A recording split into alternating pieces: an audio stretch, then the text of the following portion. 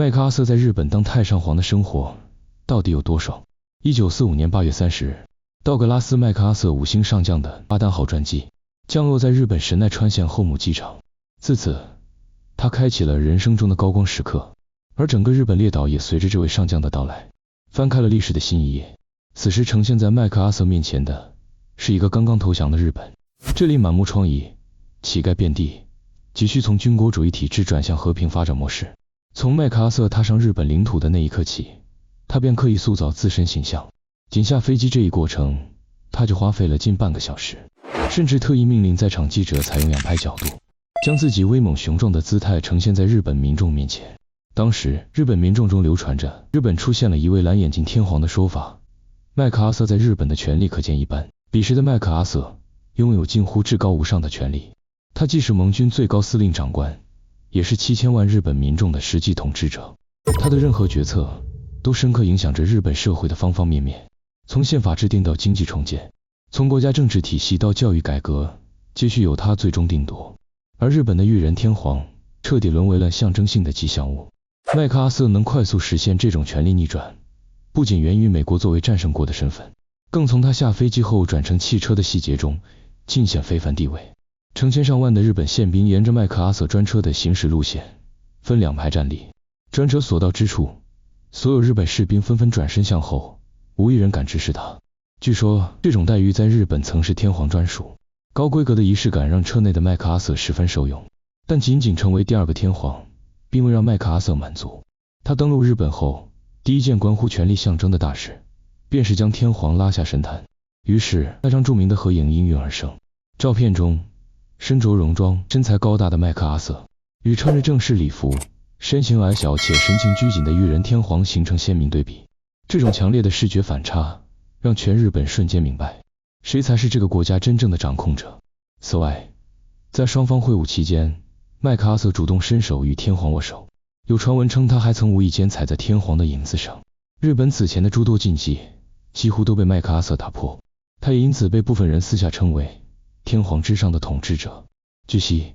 麦克阿瑟在日本的生活极尽奢华，他曾包下东京大仓酒店的整个6层，作为自己的居住与办公场所。他的所有日常用品，包括雪茄、威士忌，均从美国空运而来，衣食住行的规格堪比天皇。这些专供麦克阿瑟使用的生活物资，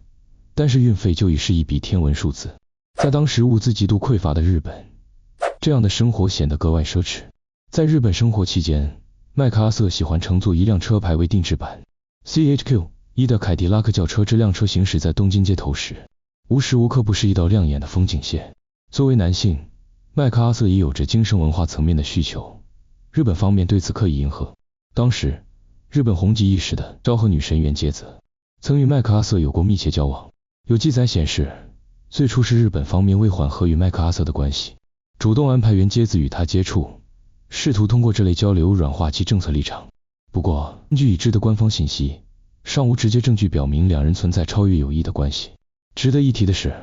麦克阿瑟的夫人琼菲尔克罗斯在他主政日本期间也扮演了一定角色。琼利用自身盟军最高司令长官夫人的身份，在官邸多次举办文化沙龙与派对。与美国本土的派对不同，他主持的文化沙龙更具文化内涵，不仅会探讨美日文化差异、茶道与插花等日本传统艺术，还会涉及妇女儿童福利保护等社会议题。这种夫人外交在某种程度上展现了麦克阿瑟亲民的一面，也让他的形象更加立体。麦克阿瑟能在日本国内拥有空前声望，并非基于军事威慑，而是源于他对日本社会的深度改造。在主政日本期间，他推动日本完成了一次涉及立法、经济、教育、妇女权益保护等多领域的深度变革。1947年，在麦克阿瑟的推动下，日本颁布新宪法，史称和平宪法。该宪法确立了主权在民、尊重人权、和平主义3项核心原则，其中最著名的宪法第9条明确规定，日本永远放弃以战争作为国家主权权利，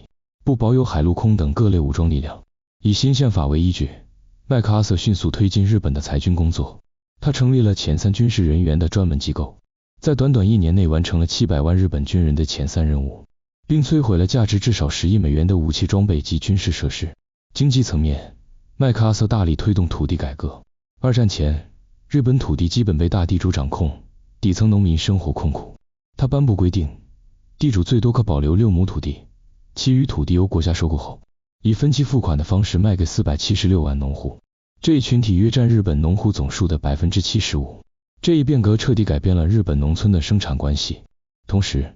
考虑到日本发动侵略战争的背后有三菱、三井等大财阀的支持，麦克阿瑟对这些财团采取了经济限制措施，甚至强令部分财团解散。尽管这一举措收效有限，却为索尼、本田等新兴企业的崛起创造了空间。这些企业后来也成为日本经济的主干力量。社会权益方面，新宪法明确规定男女权利平等，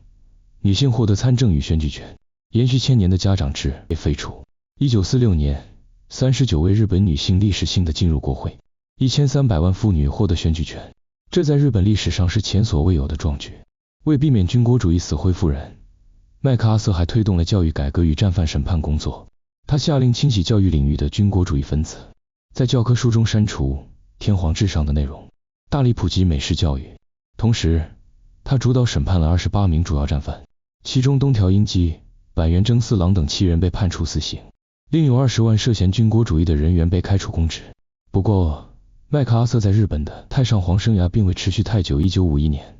在朝鲜战场上，他率领的部队遭遇中国人民志愿军的沉重打击，接连失利的战局让他与时任美国总统杜鲁门产生严重分歧，最终两人彻底撕破脸皮。随着杜鲁门下令，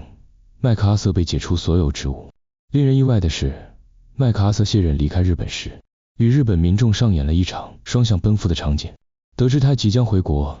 约上百万日本市民自发走上街头为他送行。对于一位曾经的敌军统帅而言，这无疑是极其罕见的场面。据目击者描述，麦克阿瑟前往机场的路上，沿途挤满了送行的民众，不少人挥舞旗帜，以此表达对他的感激与不舍。麦克阿瑟能获得部分日本民众的认可，核心在于他的诸多政策切实惠及了普通日本人。二战结束后，日本爆发严重的粮食危机，成年人每日的配给量仅有200克，许多人只能靠草根、树皮充饥。麦克阿瑟上任后，立即下令驻日美军开仓放粮，还向美国国内申请拨款拨粮。面对华盛顿方面为何援助曾经的敌人的质疑，他强硬回应：要么给我粮食，要么给我子弹。最终，靠着紧急调拨的350万吨救济粮，日本度过了最艰难的时期。此外，为缓解日本的经济压力，麦克阿瑟还四处游说，促使包括美国在内的盟国减少甚至免除了日本的战争赔款，这让日本得以将有限的资金投入国家重建与经济恢复中。麦克阿瑟以类似专制的手段，推动日本完成了历史性变革，仅用7年时间就让日本走上民主与复兴之路。在日本历史上，他是一个极其复杂的形象，既是征服者，也是改革者，既是太上皇，也被部分人视为救济者。他用强权手段推进民主进程，以铁腕方式实现和平转型。直至今日，